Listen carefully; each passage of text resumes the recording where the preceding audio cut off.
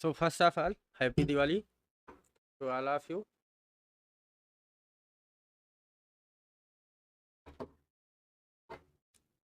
Today's topic is based on why linoleic and linolenic acids are essential fatty acids. तो सबसे पहले हमें ये जानना ज़रूरी है कि जो हमारी फैटी एसिड सिंथेसिस होती है, फैटी एसिड सिंथेसिस ये होती है साइटोसॉल में। और साइटोसॉल में हम सिर्फ 16 कार्बन तक के फैटी एसिड बना सकते हैं, मतलब मैक्सिमम हम बना पाएंगे तो पाल्मिटिक एसिड बना पाएंगे। ठीक। अब अगर हमें 16 कार्बन से ज़्यादा का बनाना है फैटी एसिड, इसकी सिंथेसिस के लिए दो सिस्टम काम करते हैं। पहला होता है माइक्रोसोमल सिस्टम, यानी कि ये रिएक्शन होती है एंडोप्लाज्मिक रेटिकुलम में। दूसरा होगा माइटोकॉन्ड्रिया में। ठीक। अब इसमें डिफरेंस क्या है? डिफरेंस ये है कि ये मोर एक्टिव होती है रिएक्शन, ये ज़्यादा हो रही होती है, और माइटोकॉन्ड्रिया लेस एक्टिव होता है इस काम के लिए। फिर अब हमें यहाँ पे जो डोनर होता है कार्बन का, वो होता है मेलोनिल कोएंजाइम में, और इसमें होता है डोनर एसिटाइल कोएंजाइम में। हमारा मेन फोकस अभी इस पे नहीं है। फिर हमने चलिए चेन इलांगेशन कर ली, स्टीआरिक एसिड बना लिया जो कि 18 कार्बन फैटी एसिड है। अब हम आगे क्या करेंगे? हमें लाइनोलेइक एसिड और linoleic acid unsaturated fatty acid है, और कैसे वाले अनसैचुरेटेड हैं? पॉली अनसैचुरेटेड हैं। तो इसमें more than one double bond है। बट हमारे सिस्टम में एंडोप्लाज्मिक रेटिकुलम में रिएक्शन होती है डीसैचुरेट एंजाइम की मदद से। डीसैचुरेट एंजाइम्स होते हैं जो डीसैचुरेशन कराते हैं, मीन्स डबल बॉन्ड इंट्रोड्यूस कराएंगे।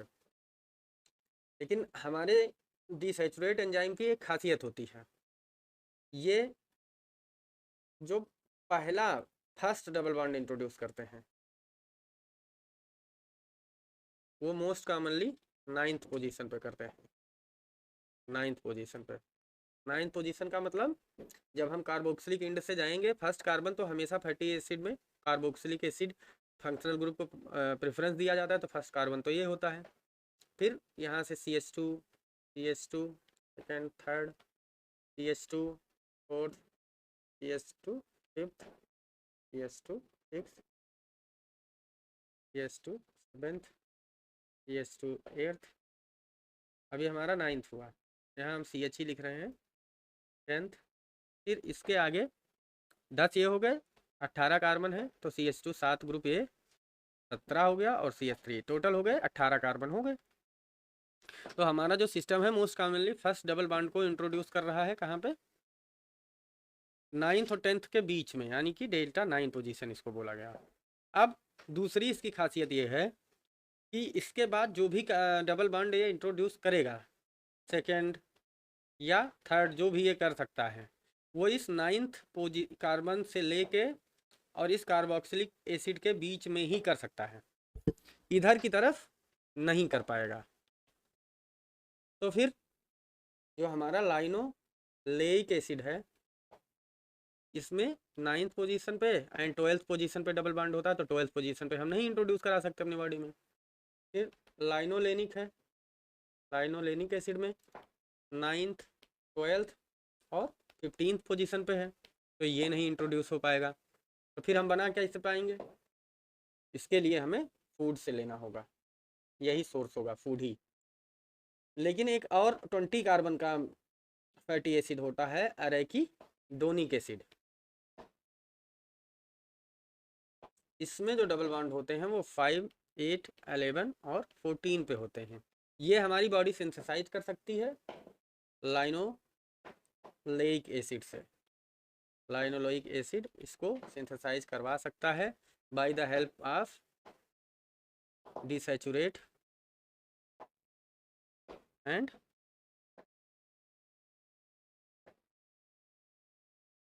Elongation system. इन दोनों चीज़ों की हेल्प से अरेकिडोनिक एसिड सिंथेसाइज हो सकता है। तो थैंक यू।